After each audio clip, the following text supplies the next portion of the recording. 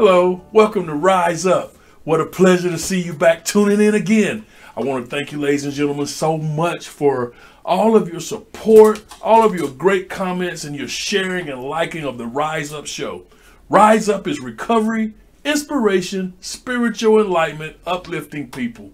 Man, oh man, oh man, I'm so grateful to be in the position I'm in. And so many great things have been happening with the Rise Up show. I want you guys to continue to support us on the lifenow.tv app and continue to tune in on Roku, Amazon, and Apple TV. And continue to pour into us, okay? Thank you so much for just giving us the opportunity to come to you. And my co-host Megan is not here, and I'm gonna fill in and keep going and doing what we do and pouring into your life and letting you know that I want you to start believing in yourself. I hope you have your pen and paper ready, because I got some great things for you today pertaining to some mental health issues and challenges and addictive behaviors. And let me tell you this, first of all, I want you to know I'm not a therapist, but I am a lived experience guy who has frontline knowledge of gutter experiences dealing with addictive behaviors. I've hit a rock bottom that, you know what, I'm still standing. And through it all, I just want you to know that you too can get to the point where you can believe in yourself. And I want you to know as well, addictive behaviors is not just drugs and alcohol, okay? There's a lot of stigmas associated with some of the things surrounding that as well. But my particular case, that is substance use disorder. Substance use, abusing substances was a major part of my life. But you know what? I don't live like that anymore. So I have some great things for you today. I want to talk about the 5 pillars of recovery from trauma and addiction. Okay? I know that's a lot. And for those who are still out there that are sick and suffering, if you've tuned into the Rise Up show, let me tell you right where you need to be. As a matter of fact, I've been led right now just to open up with some prayer. And I don't ever want to get past that. So it just hit me. And I got so excited for my passion to you tuning into the Rise Up show that I didn't forget to pray. But anyway, it's never too late. So I'm going to stop right here and take a moment to cover us right now. And Lord, I just thank you right now and ask that you would grant us the serenity to accept the things we cannot change, the courage to change the things that we can, and the wisdom to know the difference.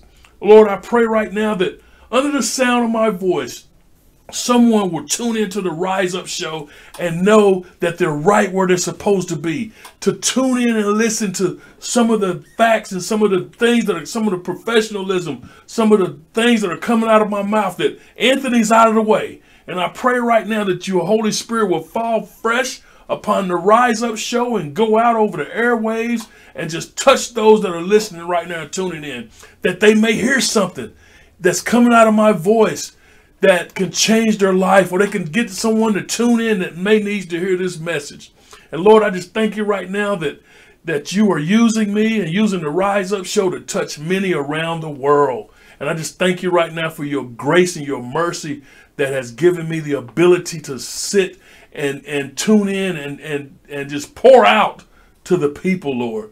Lord, I take no glory, but I give it all back to you and ask that you would direct my footsteps, direct my paths, direct the paths of the Rise Up show. And in all my ways, I'll acknowledge you. And I just thank you right now and pray for that young lady, that young man that's dealing with opiate addiction, that's dealing with fentanyl addiction, that's dealing with heroin, methamphetamines, any type of substance, those that are overeating, those that are gambling, those that are just out of control with abusing and addictive behaviors, Lord, fall fresh on them and let them know you can change your life, and that you just give it up and start life anew and just work on some support systems. And there's people to love on you. And we're here at the Rise Up show. We don't stand in judgment, and we are right here for you. So reach out to us. And Lord, we just thank you right now that the words of my mouth, the meditation of my heart be acceptable in your sight. Oh Lord, you are my strength and my redeemer. In Jesus' name I pray. Amen. So, believe in yourself, okay? Tell yourself that you deserve happiness, okay? And you do. Joy, success, and a life free from the pain of trauma and addiction. Okay? You are worth your recovery. You're worth it. You are not put here all willy-nilly just to be going through and the vicious cycle of standing up, getting things clean, and falling back down. That was me, ladies and gentlemen. I would get some clean time, and I had this vicious cycle of relapse, thinking that I could just go back and that I didn't deserve the happiness that came along with it. Well, you know what? You got to tell yourself, you do deserve happiness. You deserve joy. You deserve success and a life free from the pain of trauma and addiction. You know what?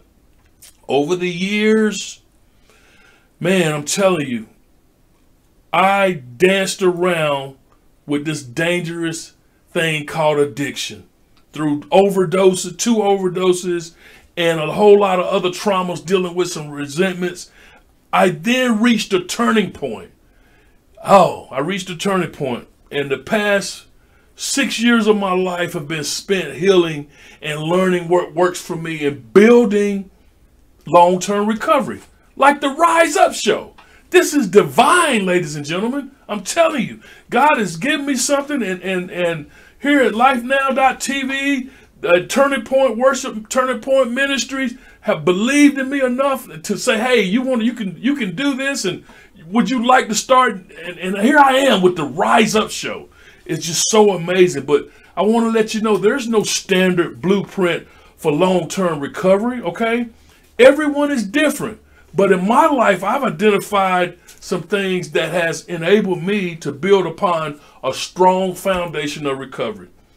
And I tell people, ladies and gentlemen, it doesn't mean that I'm exempt, but I live it, and I walk the walk, and I talk the talk, and I do things different. There are times when all of a sudden I'm riding or minding my business, and something will come along, a thought. It's just a thought that'll say, hey, nobody will know, but oh my goodness, I don't stay there long. Don't stay there too long, because if you do, you'll act on it. And I recognize it. It's just that my daily choice is not to use substances anymore, okay? That's just my foundation. Now, when those thoughts come along, have someone in your life that you could pick up the phone and call. Okay, and I tell my people in my certified peer support field, some of my clients, I'm like, don't rob the bank and then call me. It's like, call me when you're sitting in the parking lot thinking about it. And what I mean by that is, don't call me after you get high. Call me when that thought hits you and you need someone to talk to. That's when you can recognize that your situation is not unique. It happens. It happens even after some time. But if you have a strong foundation, or I call them the pillars of recovery from trauma and addiction, you can recognize that once you build them, they will stabilize your recovery, okay, and sort of build a recovery fortress around you, okay.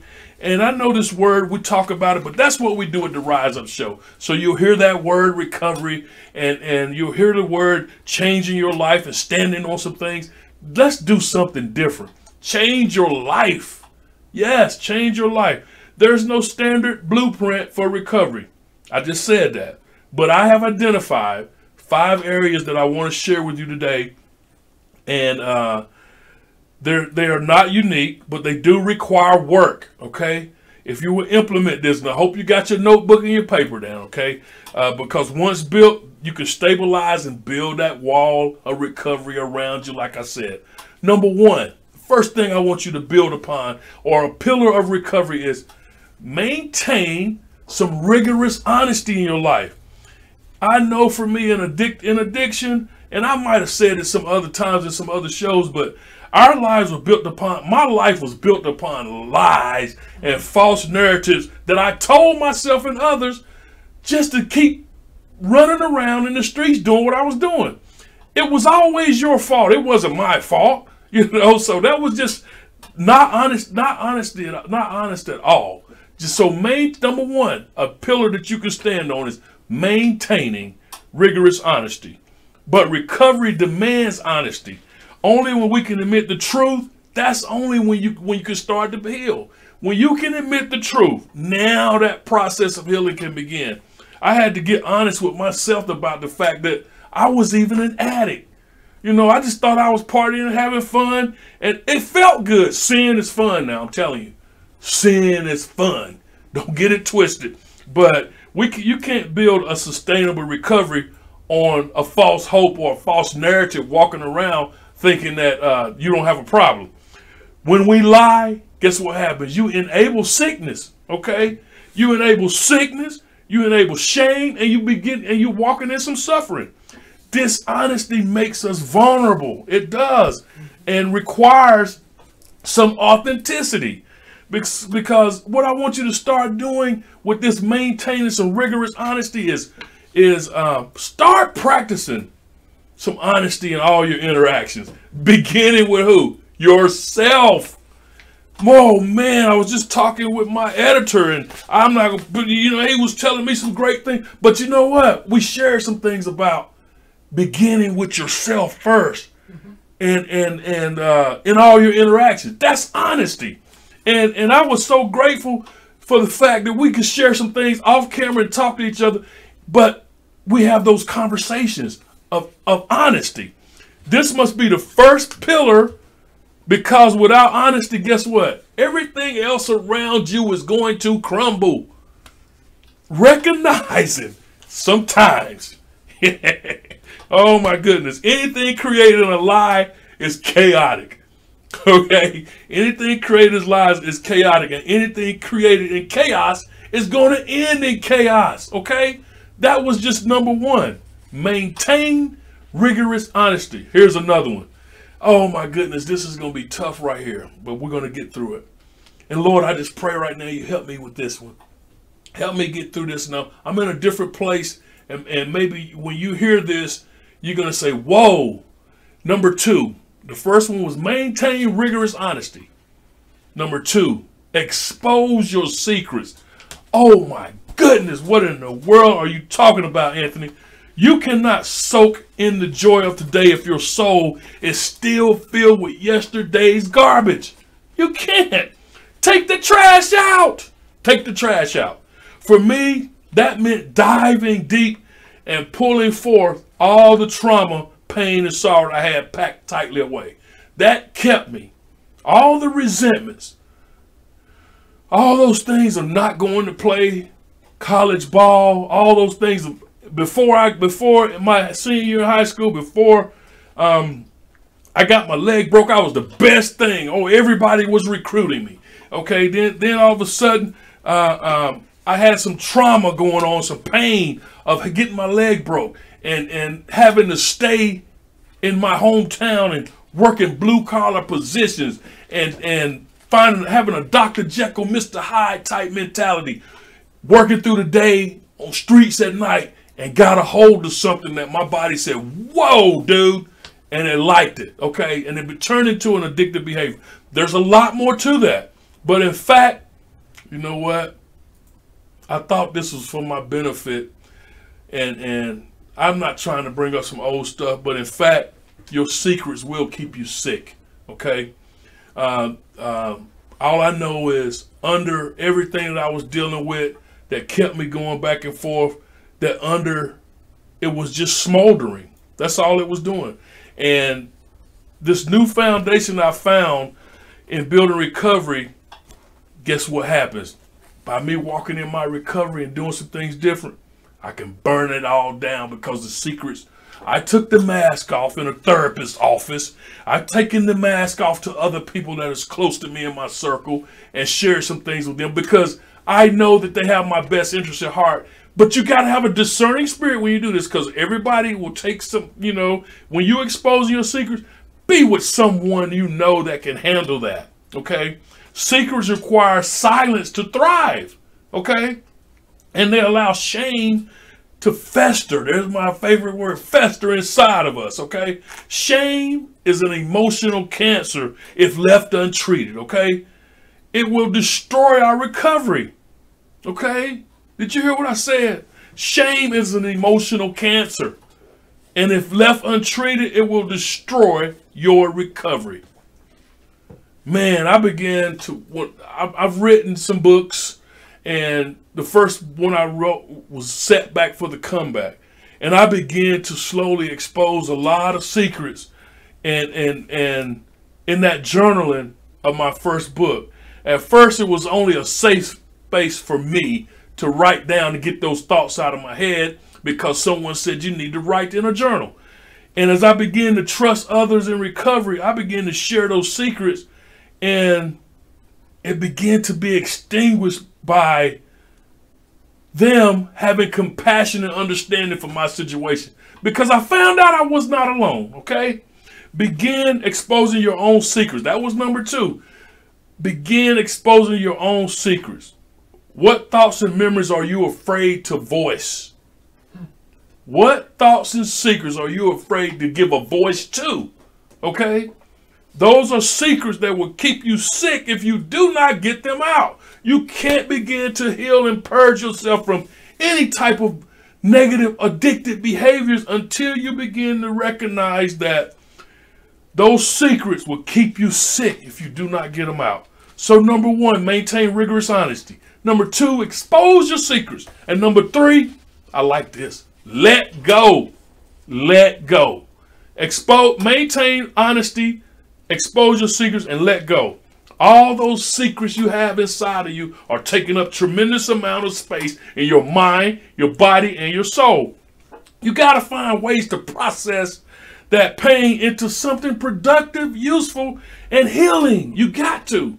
Okay? You tried it your way. Try something different. You must unleash this pain so it no longer occupies your mind, body, and soul. When you do this, you make room. Check this out. When you do this and begin to walk in it, you make room for hope, light, love, and compassion. And some of my men out there, it's okay to walk in love and compassion and empathy. It doesn't make you less of a man to walk and have hope, light, love, and compassion. And you women too. It doesn't. But I know we have our guard up, okay? Writing was my release, okay? But when those physical, emotional energy rises up in me, I need more intense physical activity to push the energy out of my body. I begin to start walking now. I'm on up to 1.5 miles on the elliptical now, man. You know what? And so when I do this, it calms my mind down. It also, I'm telling you, though, having that physical activity, yeah, it can make me a little bit kind-hearted, a little bit more kinder, and I'm more the person I want to be, okay? By doing some things. Meditation is another way for me to simply let go and sit with myself, with my thoughts, or when my thoughts are plaguing me, or if I feel stuck emotionally, okay?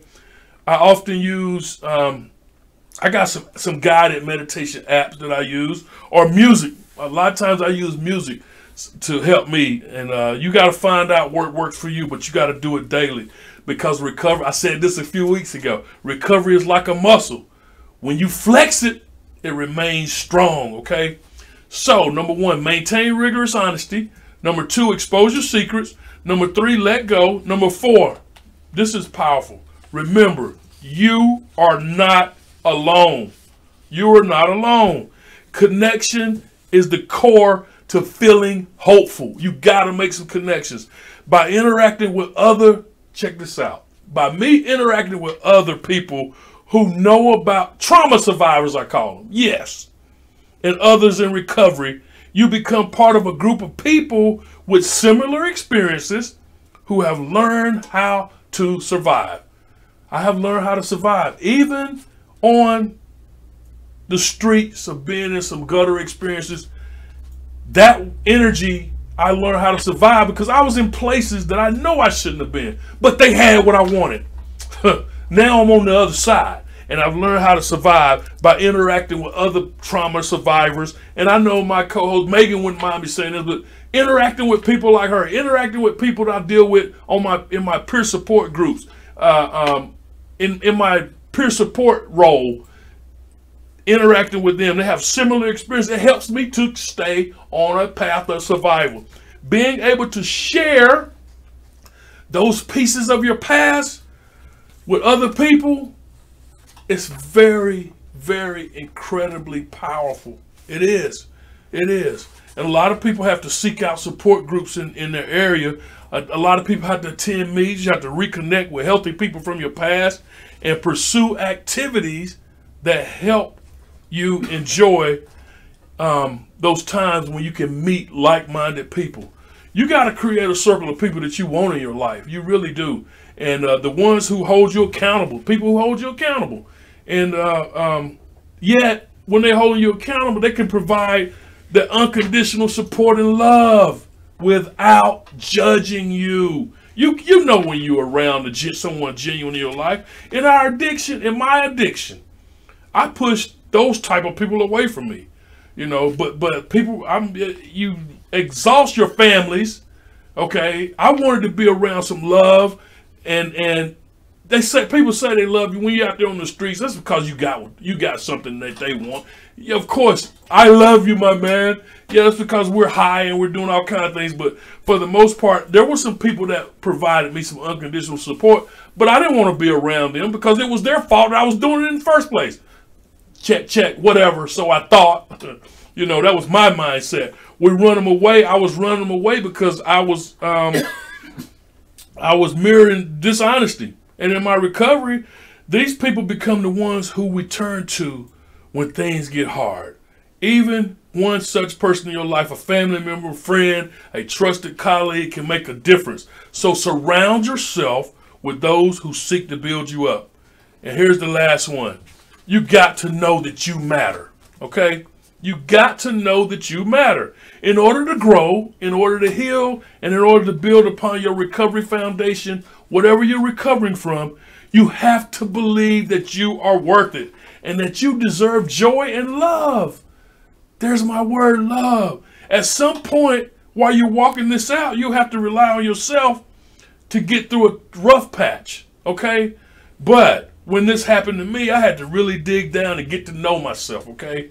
I had to strip away all those false narratives I used to define myself, all the ways I presented myself to the world and to myself. Who was I? What did I love about myself? And what brought me enough joy to feel worthlessness? Worthiness, okay? I know now. I now know, okay, what I need to feel myself calming down, what I need to feel beautiful about myself, and what I need to feel deserving of this amazing life that I'm living right now. I matter. You matter.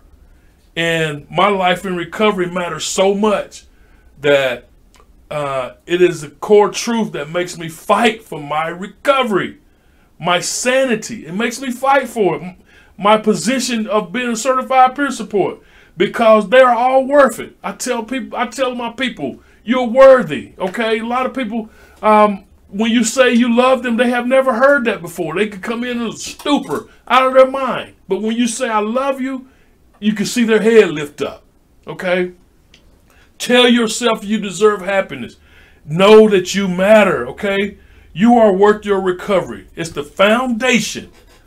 It's the foundation on what you can build your new life. Building any type of structure requires hard work, and building this recovery life is no different. Okay, you're gonna have to do some things. While we each require different tools and plans, okay, to create them, I just gave you 5 things that'll help you sustain your recovery from trauma and addiction.